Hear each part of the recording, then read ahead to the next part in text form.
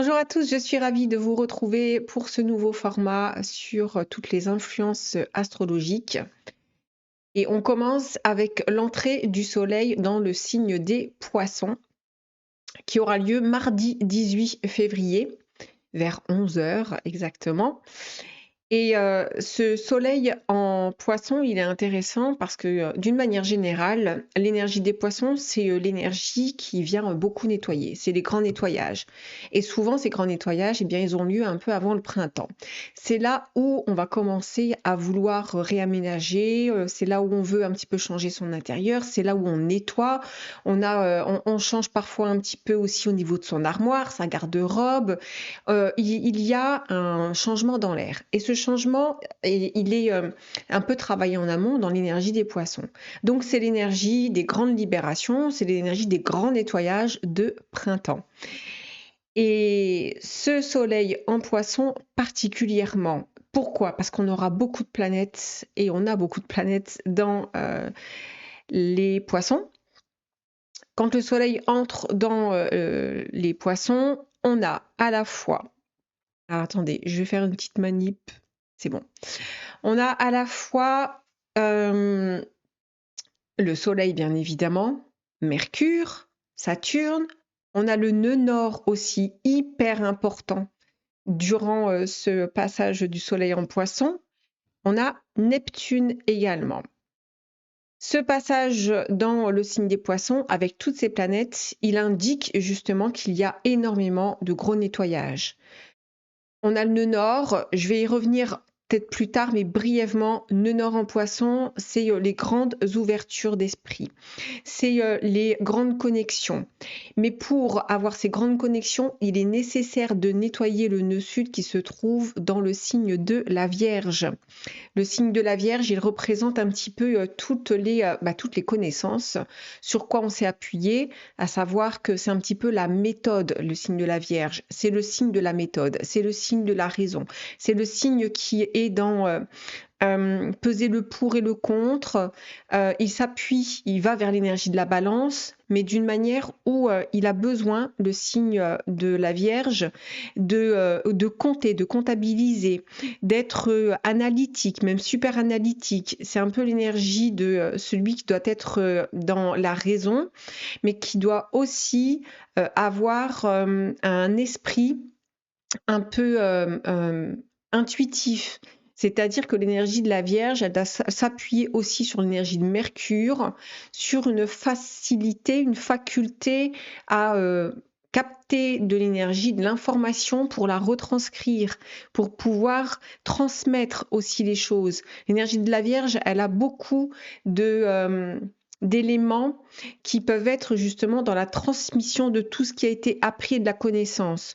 Mais l'énergie de la Vierge, elle peut être hermétique. Elle est très duelle, l'énergie de la Vierge. On parle souvent d'une Vierge folle et d'une Vierge sage. Et c'est très juste. Moi, je relie l'énergie de la Vierge à l'adolescent, qui a un côté qui doit être un peu fou et un côté qui va vers la sagesse. Il peut avoir les deux. Et on peut rester d'éternel adolescent parce qu'on peut avoir cette dualité en soi.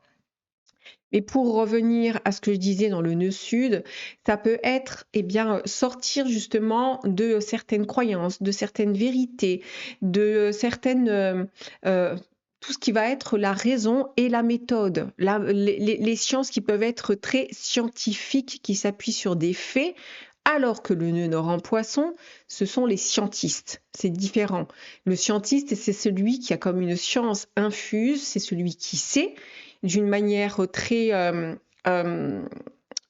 spirituelle, sans s'appuyer sur des faits, mais il a comme une information qui peut être très grande, qui est une grande ouverture d'esprit. C'est celui qui va connecter au grand, à quelque chose du tout, mais qui va devoir faire revenir dans une énergie profonde et intérieure. Donc voilà un petit peu pour le nœud nord. Le soleil va y passer dans son cycle, c'est évident.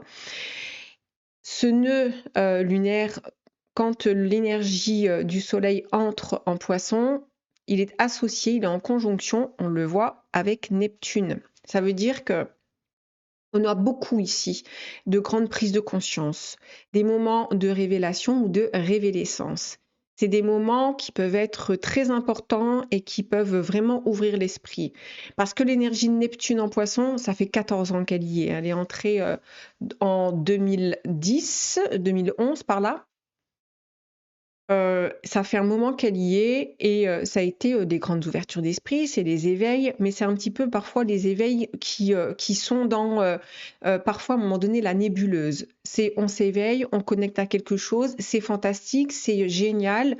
Lors des phases d'éveil, c'est souvent comme ça. C'est waouh, il y a quelque chose d'infiniment grand, de super, c'est la fascination. C'est l'énergie des poissons et renforcée par Neptune qui peut être dans une fascination subliminale, spirituelle, où on connecte au grand, au merveilleux, à quelque chose qui est comme bien plus grand que soi, où on était dans une petitesse et là on va vers de la grandeur. Mais attention à ne pas se brûler les ailes un petit peu comme Icare, parce que justement ce Neptune en Poisson, il peut vraiment à un moment donné noyer sous de l'information, être complètement noyé sous des états fascinatoires, sous une force de domination, etc. Mais pour ça, on a des planètes ici qui vont, déjà le soleil il vient éclairer, il vient mettre la lumière. Donc c'est important. Si vous avez votre soleil en Poisson, ça peut être justement des moments où vous allez être éclairé, où vous allez connecter à ce qui était comme caché et qui vient se révéler. Mais ça peut être ça pour tout le monde, hein. Je pense que je ferai un truc, là je fais du général et je fais un truc, tout dépend des commentaires les amis. Là, la chaîne Arôme Amoris, elle a besoin de vous pour pouvoir être animée.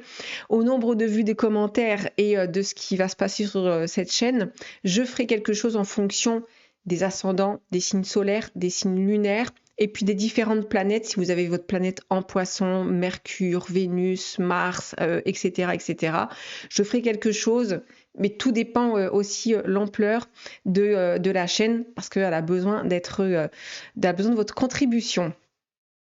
Pour revenir, on a donc le Soleil qui vient éclairer. Mercure qui vient apporter une information hyper importante. C'est-à-dire que on va passer par une conjonction à un moment donné avec Mercure et le Soleil. J'y reviendrai parce que je vais faire des petits points comme ça sur les tendances astrales, astrologiques et un petit peu les influences en fonction de vos signes. Et ici, on a ce Mercure qui va donner de l'information, mais cruciale, importante. Parce que ce Mercure en Poisson, il vient apporter une ressource importante par rapport à ce Neptune en Poisson qui est depuis, je vous dis, 14 ans, qui est associé aussi à la planète Saturne. On n'a pas encore une conjonction, ça va venir. Mercure va se conjoindre à Saturne avec le Soleil, on va y arriver. Et c'est des moments où, avec Saturne, Saturne vient un petit peu apporter une rigueur et un petit peu de clarifier à travers tous ces éveils et tout ce à quoi on connecte de grand et de mystique. Il vient apporter une sagesse, mais il vient apporter aussi une rigueur et un recentrage. Vous voyez, on vient recentrer. C'est pas toujours plaisant parce que Saturne en Neptune, il vient nous désillusionner. C'est là où la voie où on croyait être comme sur la bonne voie spirituelle.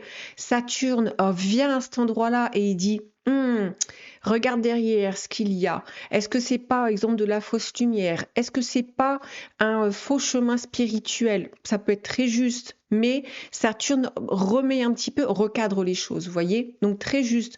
Donc on a toutes ces énergies ici, dans le signe des Poissons, qui viennent recadrer les choses. Ce soleil en Poisson a lieu un mardi. Vous savez, moi j'aime bien associer les jours de la semaine aux planètes. De toute façon, c'est comme ça, les jours de la semaine sont associés aux planètes. Mardi, c'est la planète Mars. Donc évidemment, je suis allée voir cette planète Mars qui est en Cancer, toujours rétrograde.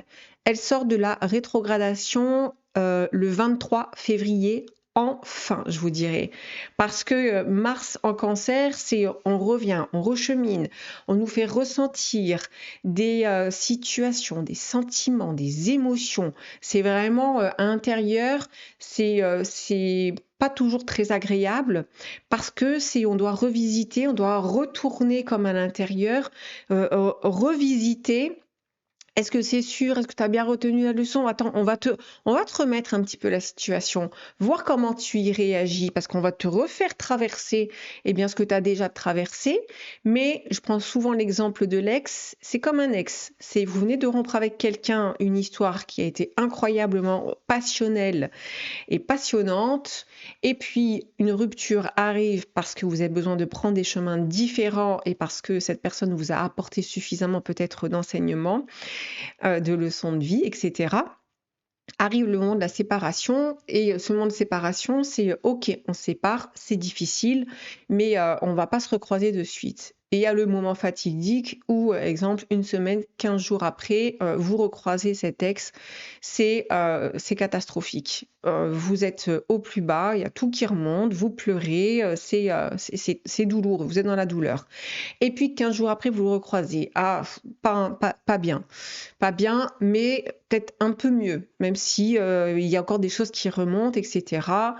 Et puis un mois après, ah, bon, ça va un peu mieux, j'ai le cœur qui soulève, mais ça va mieux. Et puis 2 mois après, tiens, je réagis plus de la même façon. Et puis 3 mois après, je peux regarder cette personne et je suis plus aussi remuée. Eh bien, c'est ça un petit peu le Mars en Cancer. C'est on nous fait revivre certaines expériences pour voir comment on va les gérer, où est-ce qu'on en est, est-ce que c'est sûr, est-ce que tu es prête ou prêt à traverser, et si cette traversée, elle est, t'es allé au bout à ce moment-là, tu pourras complètement libérer. C'est ça que vient de nous dire ici, pour moi, ce soleil en poisson avec ce Mars en Cancer qui va forcément à un moment donné être on est dans des énergies d'eau, hein, donc énergie eau et eau. C'est intéressant parce que ça peut nous aider. C'est un trigone, on est à 120 degrés avec l'énergie des cancers, donc très juste. Comme Mars va reprendre sa marche rapide, c'est bien parce que ça y est, ça libère. On n'a plus besoin de revenir. C'est des passages vraiment qui peuvent être transcendants et transmutants parce que l'énergie des poissons, c'est une énergie qui vient transmuter les choses. Donc cette énergie martienne, elle va être importante durant le cycle du soleil en poisson parce que ça va être un vrai catalyseur. C'est des expériences cathartiques qui amènent enfin à pouvoir prendre comme une nouvelle source d'informations et avoir de la ressource. C'est comme si après ces nettoyages, parce que l'énergie des poissons, elle vient nettoyer, donc il peut y avoir des libérations. Ça peut aussi beaucoup travailler sur le plan énergétique, émotionnel, sur le corps émotionnel, le corps cellulaire, parce que moi, l'énergie des poissons, c'est une énergie qui est pour moi beaucoup liée à tout ce qui va être le gros nettoyage cellulaire. C'est très organique aussi. On passe par le nettoyage des organes. C'est pour ça qu'en ce moment, il y a aussi beaucoup de virus. Il peut encore avoir des charges virales et comme ça, des gros nettoyages au niveau des mémoires cellulaires. Après, tout dépend, encore une fois, je le répète souvent, c'est toujours en fonction de votre chemin d'évolution. Mais quand on a les astres qui s'alignent, en plus, on va avoir un alignement planétaire. Hein, le 28 février, ce sera dans l'énergie des poissons. C'est pas anodin, je vais y revenir plus tard dans une autre vidéo. Donc, intéressant que ce soit dans l'énergie de Mars qu'on a les poissons, parce que Mars peut être un vrai catalyseur d'une énergie qui vient sortir des eaux, qui vient faire remonter les choses, mais on sort la tête de l'eau avec l'énergie de Mars. Mars ne va pas être noyé sous les eaux, il va sortir la tête de l'eau. On a été noyé sous les eaux avec ce Mars rétrograde qui va durer jusqu'au 23 février. Et puis, il y a l'émergence. Pour moi, il y a une émergence avec cette configuration astrologique qui est intéressante. On a également ici Uranus en taureau qui va jouer avec l'énergie des poissons, mais un bon jeu. C'est-à-dire qu'ici, on va avoir des énergies assez sympas parce que Uranus est sorti de sa rétrogradation récemment, elle a repris sa marche active et elle va être ici en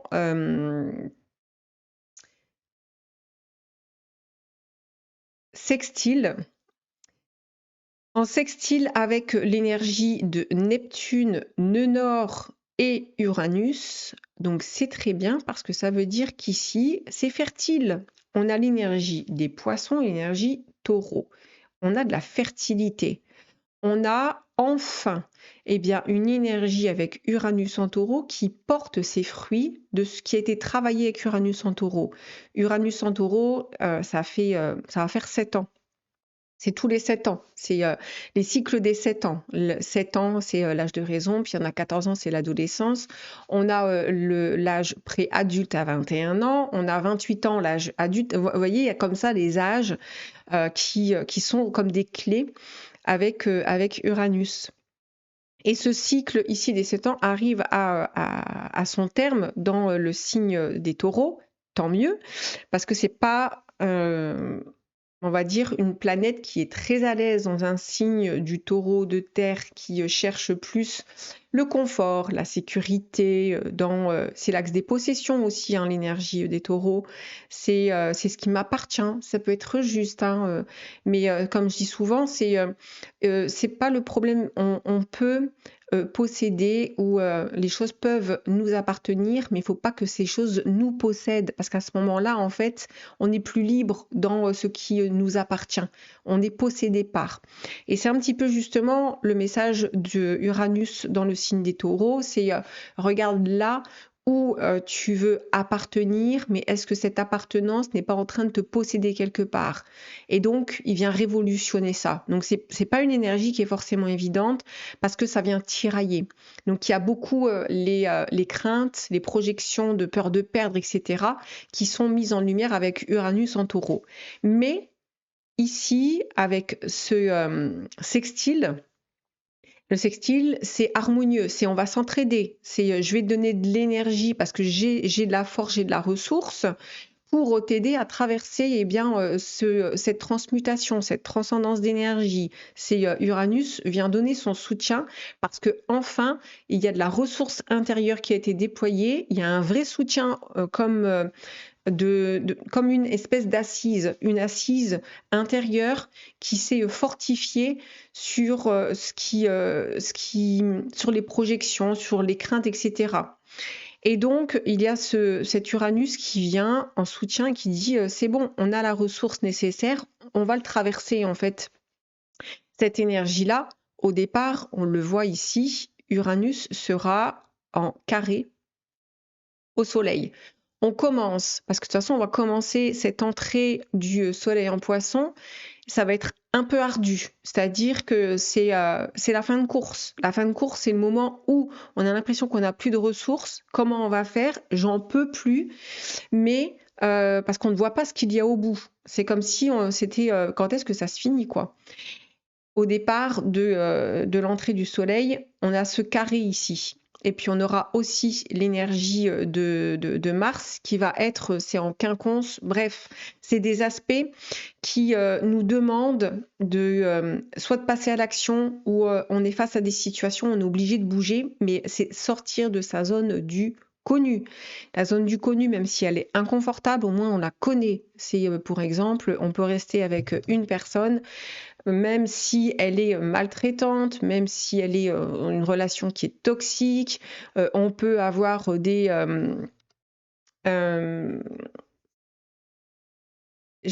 comportements addictifs, même si on sait que c'est pas bien, mais au moins dans l'addiction, il y a quelque chose que l'on connaît, on tient, il y a quelque chose, c'est mais moi je connais ça. Sauf que là, en fait, on ne pourra plus. Il y a des manifestations, ça peut être tout d'un coup, on peut tomber malade, tout d'un coup, il y a quelque chose, c'est la goutte de trop qui fait déborder le vase. C'est l'énergie poisson.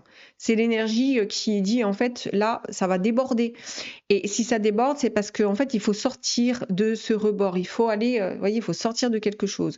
Donc, au début de l'entrée du Soleil en Poisson, on n'est pas sur des énergies qui vont être forcément très évidentes. C'est pas forcément l'évidence, mais c'est c'est la fin de course. C'est ce que je dis, c'est la fin de course. Donc, à un moment donné, quand le Soleil va commencer à bouger avec l'énergie de Mercure, Saturne, et on va se retrouver ici à un moment donné avec beaucoup d'énergie qui vont se retrouver ensemble et qui vont être très porteuses. C'est le moment des grandes transmutations et des grandes libérations. Encore une fois, c'est à condition de cheminer, de travailler intérieurement, de tout ce qu'on peut faire et tout ce qu'on peut, tout ce qu'on veut et tout ce qu'on peut en fonction de nos possibilités aussi. Mais on a des énergies qui sont assez intéressantes.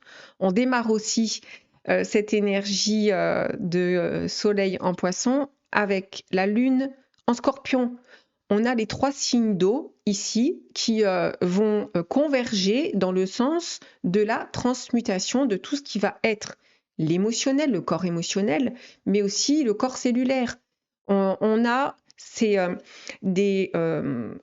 dire qu'on est plus ou moins tous programmés avec de la mémoire qui a vibré au rythme et à la résonance de ce que nos parents nous ont inculqué. J'ai fait une vidéo là-dessus sur la chaîne Ça coule de source. Je vous la mets dans la description sur les parents, ceux qui qui sont la clé de la libération des mémoires et des blessures. Et on a comme ça toute cette convergence des planètes qui vont être en corrélation pour vraiment nous porter sur un changement profond. Les lunes en scorpion, c'est les lunes qui vont dans la profondeur. C'est les lunes qui sont dans une introspection, mais qui vont aller toucher le fond du fond du fond du fond. C'est-à-dire que c'est des lunes qui vont sonder, c'est des lunes qui ont une capacité à aller sonder la profondeur d'un être. Ils savent lire les personnes, ils savent à qui ils ont affaire. Et même s'ils ont affaire à quelqu'un, on va dire, de sombre, ils vont aller voir, ils vont aller chercher, ils vont aller se frotter à tout ce qui peut être ombre ou tout ce qui peut être dans la profondeur. Ils sont en train de chercher leur propre profondeur. Et c'est ça, cette lune ici, elle vient de nous dire aussi, aller dans la profondeur, ne restez pas en surface. Et là, on est poussé avec à la fois Mars rétrograde dans le signe du Cancer, c'est aller puiser dans le fond de vos entrailles, dans les abysses, pour pouvoir aller chercher cette étincelle, ce joyau de lumière et le faire remonter à la surface.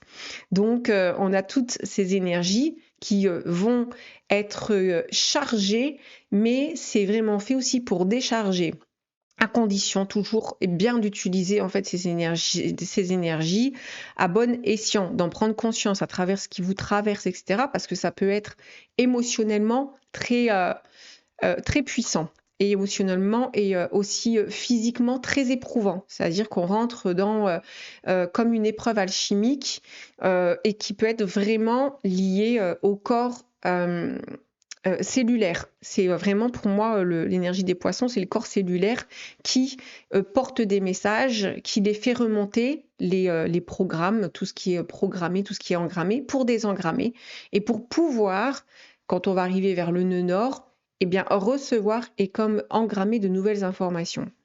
Donc pour moi, cette énergie et cette entrée du soleil en poisson, elle est hyper intéressante, hyper importante pour se préparer aux énergies du nouveau cycle astrologique qui aura lieu dans le soleil en bélier. J'ai pas encore la date, il faut que je regarde. Mais une énergie qui, on le sait, à partir du 30 mars, on a Neptune qui va changer, qui va rentrer dans le signe du bélier, qui va faire une première entrée dans le signe du bélier, où on a de vrais changements énergétiques. On aura comme ça une succession de changements planétaires. On a déjà Pluton, donc on va avoir les énergies de feu et d'air qui vont entrer en action. Là, pour l'instant, on reste dans les signes d'eau et signes de terre. Et je vous dirai, voilà, à qui c'est favorable pour tout le monde ou défavorable pour tout le monde. C'est-à-dire que quand on a comme ça des influences planétaires, c'est des mouvements astrologiques, c'est des mouvements énergétiques qui concernent tout le monde. On a comme ça le tronc commun. Et puis, on va avoir, bien évidemment, pour les personnes qui ont Mercure en Poisson, pour les personnes où ils ont une opposition dans la Vierge. Je vais, comme je vous dis, en fonction de l'évolution de la chaîne et de vos commentaires aussi pour que la chaîne puisse proliférer. C'est aussi l'occasion avec l'énergie des poissons justement de créer du mouvement qui soit très puissant en termes d'énergie, en termes de transmission, etc. Donc voilà pour l'énergie du soleil en poisson. Je vous dis à très bientôt, prenez bien soin de vous, bye bye.